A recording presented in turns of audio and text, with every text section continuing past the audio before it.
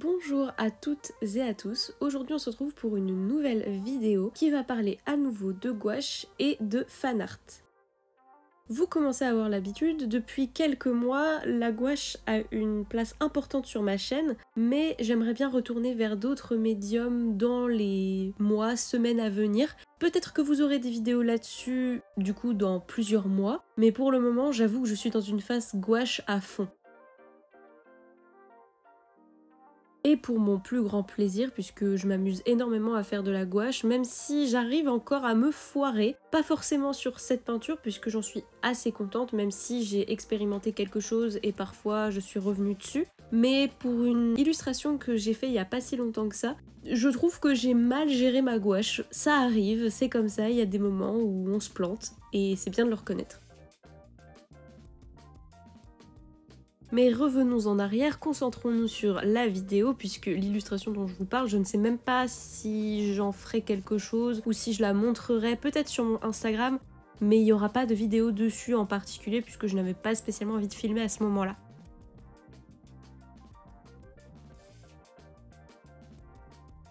Bref, revenons-en à cette illustration que vous voyez défiler devant vos petits yeux ébahis.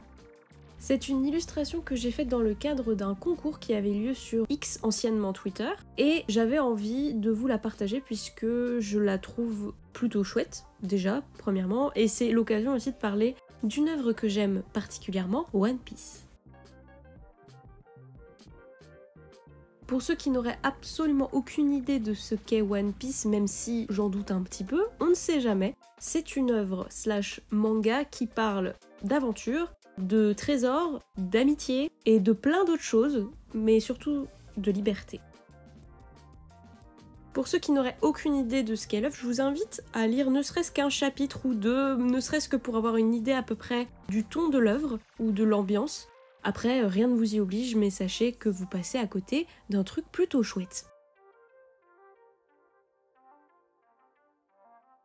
Pour ceux qui auraient reconnu les personnages, j'ai donc décidé de partir sur une illustration représentant la plupart des Mugi, donc les membres de l'équipage du chapeau de paille, donc de Luffy pour donner un peu plus de contexte, mais en enfant, oui, je pouvais pas faire simple et me dire « Oh tiens, je vais faire des adultes normaux et tout, comme d'hab dans l'histoire, voyez-vous. » Mais non, je me suis dit « Vas-y, on va les faire enfants puisque c'est marrant. » Non, plus sérieusement, cette idée, elle vient pas de nulle part. Il y a quelques années, pour un devoir que j'avais rendu à l'école, parce que j'ai fait une école d'art, pour ceux qui n'avaient pas l'information, j'avais décidé pour un sujet de mettre en scène des enfants, cette fois déguisés en personnages de l'équipage du chapeau de paille, parce que je trouvais ça marrant et qu'il y avait un côté un peu bon enfant justement et amusant à représenter ça. Et comme l'idée me plaît toujours, mais que je voulais cette fois représenter l'équipage du chapeau de paille plus jeune, avec ce côté cabane, d'enfants qui s'amusent, qui imaginent des histoires d'aventure, etc., je me suis dit que ça pouvait être sympa du coup de faire une variation de c'est pas juste des enfants qui se déguisent, mais ce sont les Mugi qui vivent une forme d'enfance ensemble, même si je viens de tilt en voyant Sabo et Ace à l'image, qu'il y a les Mugi, mais un peu plus du coup. C'est pas que l'équipage, en plus il manque Jinbei, donc voilà. À un moment il faut faire des choix, d'accord? Moi j'ai fait mes choix, j'ai dit ok. Au début, en plus j'étais partie plus sur l'équipage jusqu'à l'arrivée de Robin. Il me semble qu'au début j'avais pas mis Franky et Brook. Je m'étais arrêtée en fait jusqu'à l'arrivée de Robin dans l'équipage, puisque personnellement, comme les arcs les plus anciens sont ceux qui m'ont entre guillemets le plus marqué et que je me suis arrêtée à peu près à Marineford, un peu après Marineford, j'avoue que j'ai plus d'affection pour les personnages du tout début du manga jusqu'à Robin à peu près que ensuite. Désolée pour les fans de Franky, pour les fans de Jinbei, de Brook, même si j'aime beaucoup ces personnages, c'est autre chose.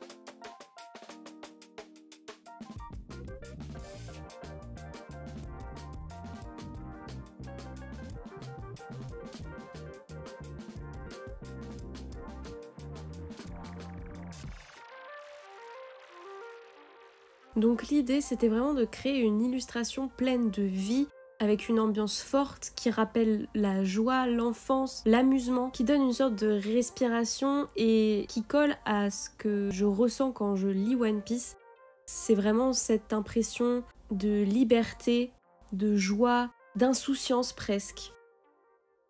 En tout cas, c'est ce que m'a fait ressentir l'anime quand je l'ai découvert, et jusqu'à Alabasta à peu près, puisque c'est là que je me suis arrêtée la première fois. Ensuite, j'ai un peu continué, et j'avoue que ces émotions-là, je les retrouvais moins, donc c'est peut-être pour ça que je n'ai pas continué, même si j'en ai très envie et que je pense que je continuerai à un moment ou à un autre. J'avoue que pour l'instant, je suis un peu comme bloquée, cristallisée dans ce que l'anime et le manga m'ont fait ressentir au début, et j'ai du mal à passer outre et à laisser grandir un peu les personnages, je pense.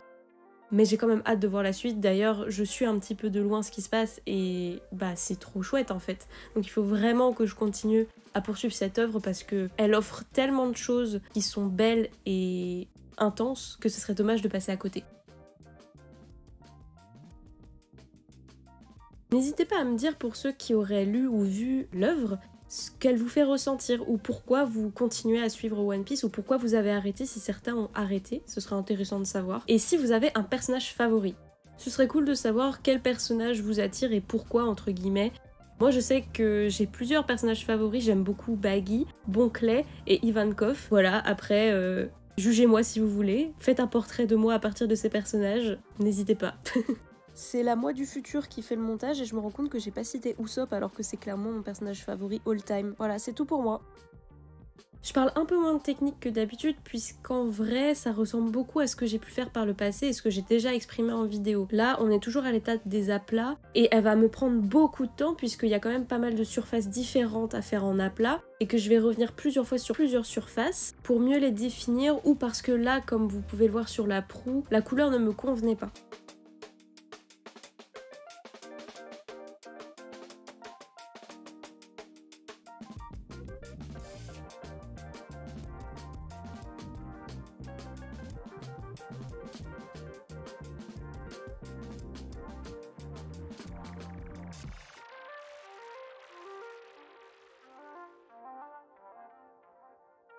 Vous allez peut-être me poser la question, ou alors pas du tout, mais dans ce cas, je prends les devants et j'y réponds. Pourquoi tu fais des feuilles en rose, en fait? Comme vous avez pu le voir dans mes anciennes vidéos, je suis pas forcément du genre à suivre des palettes très réalistes, entre guillemets. Je préfère donner plus de sens à l'ambiance qu'au réalisme. Si pour l'ambiance des feuilles roses, ça a plus d'impact, je ferai des feuilles roses. Si pour l'ambiance des feuilles vertes, ça a plus d'impact, elles seront vertes. Et en l'occurrence, pour cette illustration, je voulais vraiment que l'arbre central soit très remarquable et remarqué. Donc c'est pour ça que son tronc est bleuté, c'est pour ça que ses feuilles sont rosâtres, alors que le fond, comme vous le verrez plus tard, il me semble qu'il y a un peu de bleu, mais il y a aussi du vert, dans mes souvenirs, ce qui est peut-être pas exact.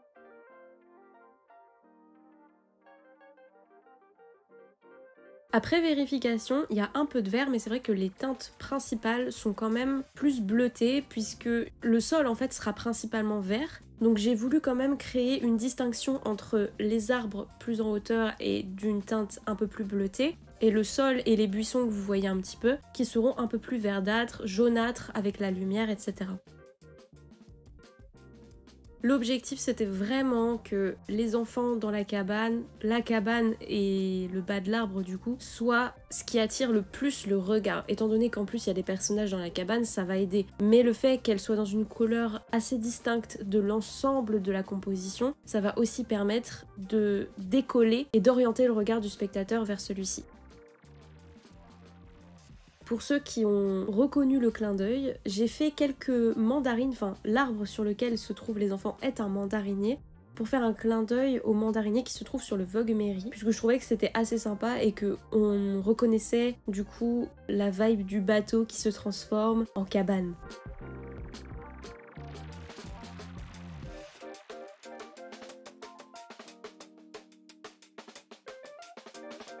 Pour l'herbe, j'ai tenté quelque chose de nouveau entre guillemets. Je me suis dit que j'allais foncer la pelouse juste en dessous des enfants pour qu'ensuite, plus ça aille vers les bords et plus ça s'éloigne du dessous de la cabane, plus elle s'éclaircit étant donné que la lumière tape plus sur l'herbe qui sera, on va dire, en dehors de l'ombre de la cabane que sur celle qui est juste en dessous. Vous avez capté.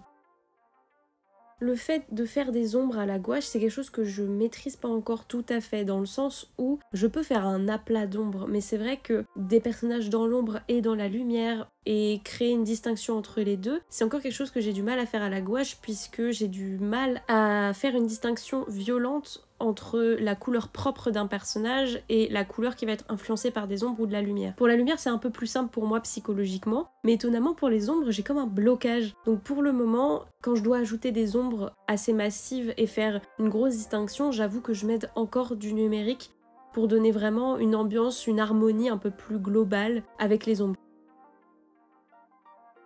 Après, ça n'empêche que j'ai quand même tenté et expérimenté pas mal de choses, mais pour moi ça suffit pas, il manque quelque chose à chaque fois dans mes ombres, et pour l'instant il y a que le digital qui m'aide ou qui me sert de béquille pour combler un peu ce manque que j'ai au traditionnel. Je le travaille, mais tout vient pas d'un coup et ça va sûrement prendre un peu de temps de maîtriser tout ça.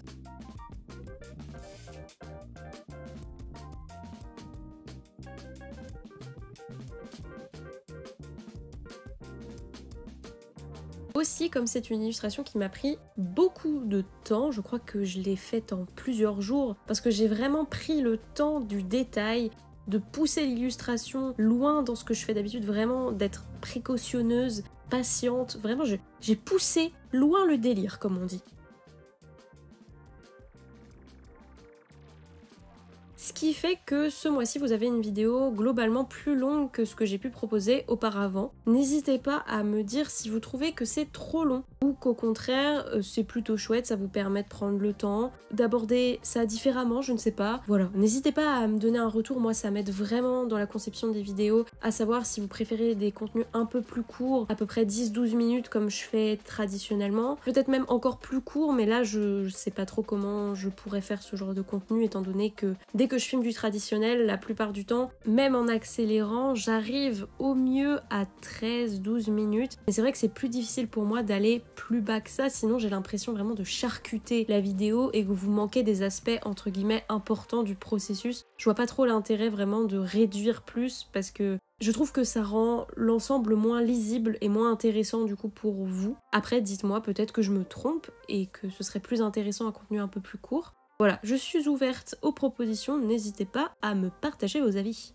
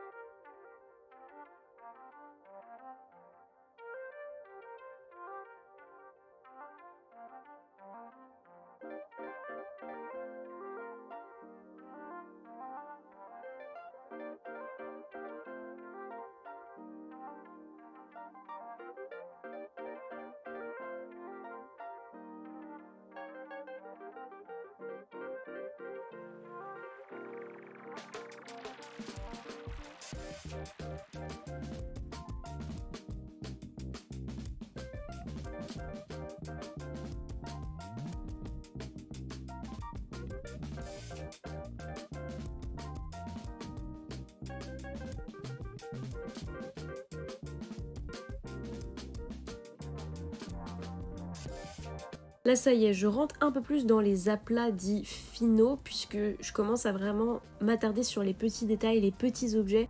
Je peux vous dire qu'au moment où je faisais tout ça dans la conception de l'illustration, je n'en pouvais plus, je ne voulais qu'une chose, c'était finir tous les aplats pour enfin rentrer dans ce qui m'amuse un peu plus, genre les détails, la lumière, faire un cerné autour des personnages, etc. Parce que les aplats, c'est marrant 30 secondes, après c'est un peu long. J'avoue que là, ça commençait à être un peu long, surtout que c'est plein de petites choses, plein de petits détails, donc il faut changer de nombreuses fois de couleur, laver la palette plusieurs fois, laver le pinceau plusieurs fois pour éviter que les couleurs ne deviennent trop sales, elles se salissent entre elles, etc. Enfin voilà, j'avais qu'une hâte, c'était enfin toucher un peu plus aux détails. Ce qui ne va pas arriver tout de suite quand même, hein. Faut pas être trop pressé. Là en plus, comme vous le voyez, je m'attarde sur le pique-nique. Ça c'était un moment très fun, par contre je me suis bien amusée à faire ce petit pique-nique sur ce petit drap très sympa. Ça m'a donné envie moi-même de faire un pique-nique et de manger des sandwichs et voilà, il m'en faut peu, mais ça m'a donné envie de manger des pique-niques et refaire des pique-niques, encore et encore. Surtout que là ça y est, on va commencer à arriver dans le beau temps, etc. Donc ça y est, on ouvre la saison des pique-niques.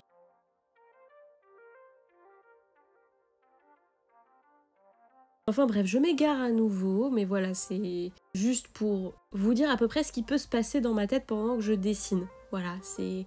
Parfois, il n'y a pas grand-chose qui se passe, puisqu'on est très concentré sur ce qu'on fait, et à d'autres moments, ça dérive un peu, à gauche, à droite. C'est un peu la magie de ce genre de choses.